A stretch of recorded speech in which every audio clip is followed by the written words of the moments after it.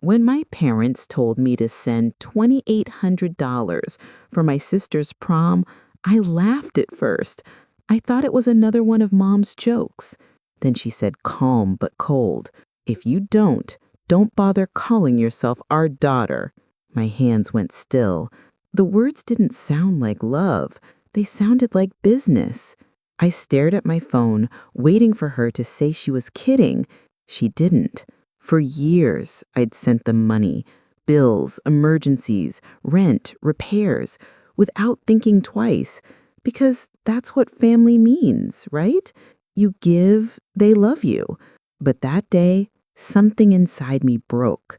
Why was I always the one paying to keep us together? Why did love suddenly feel like a loan? I opened our old messages, line after line, the same pattern. "We're so proud of you. Can you send $500 till next week? You're our blessing." Electric bill due again. It wasn't affection. It was accounting. And that's when I finally saw the truth. I wasn't their daughter anymore. I was their bank account. I grew up in a small house where love always came with a condition. My parents weren't cruel, but they had a strange way of showing affection. It usually involved money. When I was a kid, I remember Mom saying, "If you want to go on that school trip, get better grades." Dad would nod, sipping his tea, like that was love. Back then, I didn't see it as wrong. I thought everyone's family worked like that. You earn love, you prove your worth. My little sister, Lily, didn't have to prove anything. She was their sunshine, the baby who could do no wrong. When she wanted something, she just smiled, and they'd find a way to get it. A new phone, a new dress, even a puppy once. Me? I learned early that my value came from effort. I studied hard, got scholarships, worked part-time jobs. I was proud of that. I thought they were too. When I landed my first real job in marketing, my parents threw a small dinner. Mom said, "You're our success story, Bridget." Dad raised his glass and said, "Now we can finally breathe." I didn't understand what he meant then. A few months later, the calls started. "We just need a little help with the bills. Your dad's car broke down. Your sister's tuition is overdue." Always small, always urgent. I told myself it was normal. Children help their parents. And I wanted to. It felt good at first, being able to give back. But slowly, the requests grew. The gratitude faded. And somehow, helping became expected. Every time I sent money, I got a short thank you. But when I said no, silence. That silence hurt more than any argument. It was the sound of conditional love. I didn't know it back then, but I was training myself to buy peace, to keep their love on a monthly payment plan. It all started with a text that felt too casual for what it asked. "Hey sis, can you send $2,800? Prom's coming up and I found the perfect dress." I blinked at the screen, waiting for the punchline. None came. Before I could reply, Mom texted too. "Your sisters worked so hard. Don't be selfish." Selfish. That word cut deep. I called Mom, trying to keep my voice steady. "Mom, I can't just send that kind of money right now." She sighed loudly. "Bridget, you make more than enough. Why are you acting like a stranger?" I tried to explain my bills, my rent, the fact that I was saving for my own future. But every word sounded like an excuse to her. Then came Dad's voice in the background, sharp, disappointed. "If you can't help your family, what's the point of your success?" That line stuck in my chest. I'd spent my whole life trying to make them proud, and now they made me feel like a failure for not giving more. I hung up, my heart pounding. For days, the house felt too quiet. The phone stayed silent.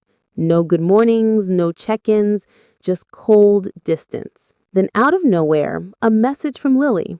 "Thanks for nothing. Don't bother showing up at prom." I stared at it until my eyes blurred. This wasn't about money anymore. It was about control. The next week, Mom called again. "We're disappointed in you, Bridget. Your sister deserved your support." Her voice didn't shake, didn't sound hurt, just calculated, like I was a failed investment. I finally said the words I'd been holding back for years. I've been supporting this family since I was 21. When does it end? There was silence. Then Dad said, when we stop needing you. That was the moment I realized they never would. A few days later, I got a strange email from the bank. Large transaction alert, $5,000 withdrawal. My stomach dropped. That account was supposed to help my parents with bills, nothing more. I opened the statement, scanning line after line, until my heart started to race. Thousands gone. Transfers I never approved. Names of stores I'd never shopped at. Jewelry boutiques, travel agencies, designer brands. This wasn't about emergencies. It was about indulgence. I called Mom immediately. Did you take money out of the account? Her voice was tight. We needed it. Don't make a big deal out of this. A big deal? It's my money, Mom. She sighed, that familiar tone of guilt and authority mixed together. You wouldn't understand. We've done everything for you. The least you can do is help us when we ask. Help? I was already helping, always had been. But this wasn't help anymore. This was theft. I hung up before I said something I couldn't take back. Then I did something I'd never done before. I reached out for help. My colleague and friend Ellen worked as a lawyer. I told her everything. The account, the withdrawals, the guilt trips. Within an hour, she had the records pulled up on her screen. Her expression changed as she scrolled. Bridget, look at this. These withdrawals aren't just recent. They've been happening for years. I leaned closer. There they were, hundreds of small transactions. Restaurant bills, spa payments, even something labeled prom planner, $3,000. My chest went cold. Ellen looked at me gently. Bridget, they've been using your money to cover debts, luxuries, and your sister's expenses. Over $100,000 in total. My hands started shaking. $100,000. Gone. All those years of trust, all those thank you, that now felt like lies. I stared at the screen and whispered, they've been stealing from me. Ellen didn't answer. She didn't have to. That night, I couldn't sleep. Every memory of my parents' requests came back like a movie I didn't want to watch. I'd given them my heart, my time, my savings, and they treated it like an ATM withdrawal. By morning, I'd made my decision. The joint account would be closed. The cycle would end, even if it meant losing them for good. A week later, I drove to my parents' house. The silence in the car felt heavier than any sound could. The folder of bank documents sat on the passenger seat, a quiet witness to everything I was about to say. When I walked in, Mom was on the couch, arms crossed, eyes already sharp. Dad stood near the window, silent, avoiding my gaze. My sister, phone in hand, looked up only long enough to roll her eyes. I didn't waste time. I know what you did, I said, laying the folder on the coffee table. Over $100,000 from the joint account. My money, gone. Mom's face twisted, not in guilt, but in anger. How dare you invade our privacy, she snapped. We're family. Family doesn't steal, I said, firmly. You lied to me. You said the money was for bills, for survival, but you used it for clothes, trips, and parties. Dad finally turned, his voice low and cold. We don't understand, Bridget. We were drowning in debt. You have a good job. We thought you'd want to help. Help? I almost laughed. I've been helping for years. You didn't ask, you took. Mom's voice cracked, but the manipulation in it was familiar. We did it for your sister. She deserves a better life than we gave you. The words hit harder than I expected. I looked at my sister. And what do you deserve? I asked quietly.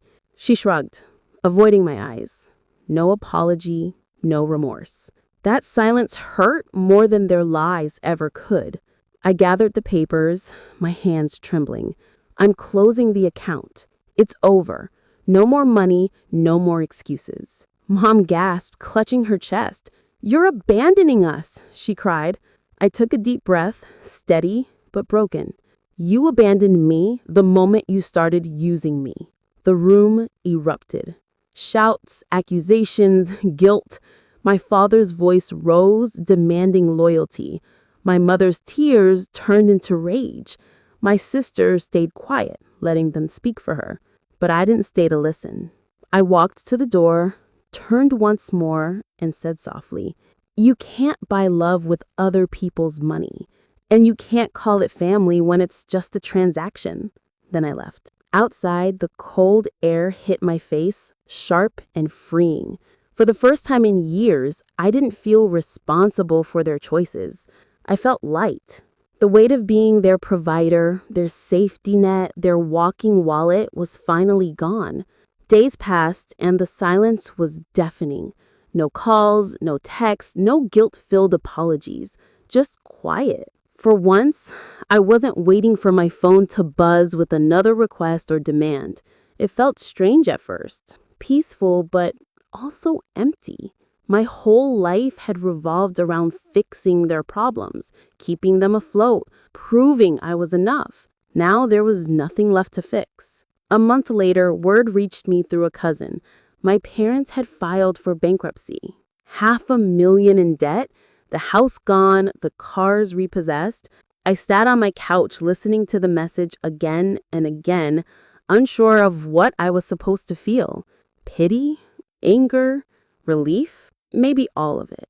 I didn't smile and I didn't cry. I just stared out the window, realizing that the collapse I'd spent years trying to prevent had finally come, and it wasn't my job to save them anymore.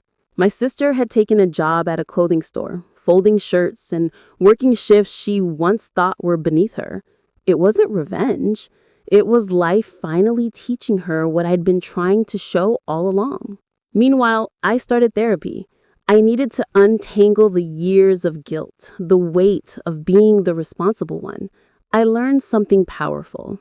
Love doesn't mean sacrifice without boundaries. And family, no matter how close, doesn't give anyone the right to drain your soul or your savings. For the first time, I set goals just for myself, not for them. I took trips I'd postponed, spent time with friends who saw me for who I was, not what I could give. Some nights I think about my parents. I wondered if they finally understood what they lost. Not my money, but me. The daughter who would have done anything for them if they'd only asked with love instead of expectation. And maybe, in their silence, they did understand. If you're listening to this and you've ever been made to feel like love is something you have to pay for, hear me when I say this. You don't owe anyone your peace, your success, or your worth. Family should be built on trust, not transactions. I learned that the hard way, but I survived. And for the first time in my life, I finally feel free. I used to think being a good daughter meant giving until there was nothing left. That love was measured by how much pain you could carry for others. But now I know love isn't about sacrifice. It's about respect. If someone truly loves you, they won't keep taking until you disappear. They'll notice when you're tired. They'll stop asking when you have nothing left to give. Sometimes the hardest thing you'll ever do is walk away from the people you thought you could never live without. But sometimes walking away isn't betrayal. It's survival. I still visit the old neighborhood sometimes. The house I grew up in stands empty now. Its windows dark, its walls cracked. It's strange how a place can look so familiar and yet feel like a stranger.